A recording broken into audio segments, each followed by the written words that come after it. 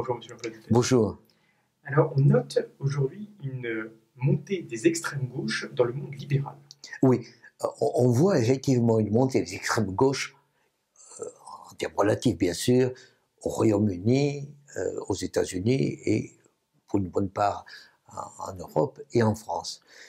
Et chaque fois on se demande, mais qu'est-ce qui se passe et qu'est-ce qui les anime, étant entendu que toutes ces extrêmes gauches ne sont pas aussi extrêmes, c'est toujours relatif au pays. Qu'est-ce qui les anime? L'économie, le social, l'écologie, à quoi ça sert? Et ça, je crois que c'était extrêmement important. Alors ça sert, disent-elles, ces extrêmes gauches, à exprimer leurs revendications et leurs besoins et la nécessité de faire évoluer le système. Et à quoi ça sert, peut-être, à aider la droite? Et on peut effectivement... Vous êtes en train de dire que c'est une instrumentalisation par la droite d'extrémiser la gauche pour pouvoir gagner des élections. Sans aller jusqu'au complot, en tout cas, tout se passe comme si ça aide. Regardez les États-Unis. Vous avez Elizabeth Warren et vous avez Bernie Sanders. Ce sont deux personnes qui, par rapport aux États-Unis, sont d'extrême gauche. Qu'est-ce que ça veut dire extrême gauche? Ça veut dire qu'ils veulent taxer les riches. Un peu. Les riches, c'est 50 millions de dollars. Ils veulent une redistribution et s'autonoment socialiste, qui aux États-Unis veut dire communiste. Absolument. C'est-à-dire que ce sont des mots qui n'existaient pas auparavant. Et c'était en dehors du spectre politique américain qui était centre-gauche, centre-droit. Un peu, mais fondamentalement, c'était une bataille du centre. Ils ont une vraie traction, c'est-à-dire qu'elle est populaire. Ils ont une traction populaire, c'est vrai, en particulier auprès des jeunes. Mais, en même temps, il y a des formes de répulsion considérables, évidemment, vous allez me dire des milliardaires, évidemment de Wall Street, mais évidemment aussi des interrogations sur le peuple du style, qu'est-ce que c'est que ces évolutions d'impôts? Parce que augmenter les impôts était un tabou absolu. Et quand les hommes politiques démocrates disaient auparavant « je veux augmenter les impôts », c'était une façon pour eux de dire « je vais perdre ». Donc on a aujourd'hui des hommes politiques et des femmes politiques qui disent à gauche et très à gauche, nous allons augmenter les impôts jusqu'à 70% pour les très hauts salaires avec M. Sanders. Et tout ça, pour les Américains, c'est tabou. Pour beaucoup d'Américains, disons, c'est tabou. Et alors on se dit, tiens, ça va aider Trump.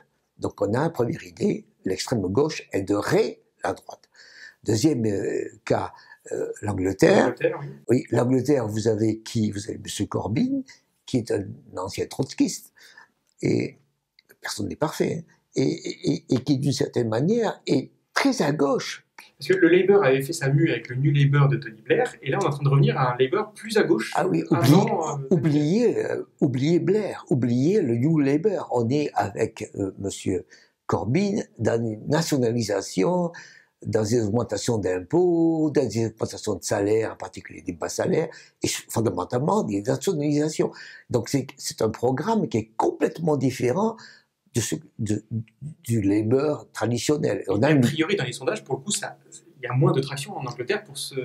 Il y a moins de traction parce qu'il y a des interrogations et il y a un souvenir aussi de ce qu'avait été le socialisme ultra-nationalisateur qui avait eu comme conséquence une crise anglaise. Donc, mais la conséquence en est que ça aide M. Johnson. Dans le cas français, vous allez me dire, il y a l'extrême gauche, ça c'est vrai. Il y a la gauche, l'extrême gauche, la gauche qui se peut ou pas à l'heure actuelle. Et il y a l'extrême gauche qui apparaît et qui, d'une certaine manière, inquiète. Elle inquiète qui tout le monde, un peu, sur l'emploi, etc. Et quand on voit les sondages, on se dit, mais qu'est-ce qui se passe? Qui en profiterait? Et les derniers sondages que l'on voit, c'est que, quand on demande aux Français, au deuxième tour, il y a M. Macron versus Mme Le Pen. Eh bien, vous avez un rapprochement considérable des intentions de vote. Monsieur Macron gagnerait avec 55% contre Mme Le Pen à 45%. Alors que la dernière fois que c'était produit un tel duel, c'était 66% contre 34%. Ce qui serait dire, ce serait que les extrêmes gauches pourraient reporter leur vote sur Marine Le Pen. en tout cas inquiétés.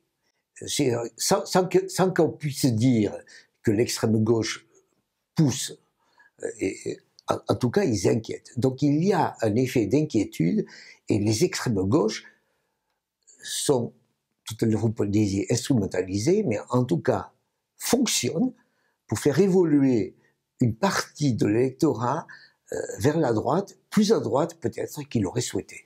Donc on peut se dire qu'aujourd'hui, l'extrême gauche, telle qu'elle est, travaille pour le conservatisme, au moins, sinon pire. Merci, monsieur.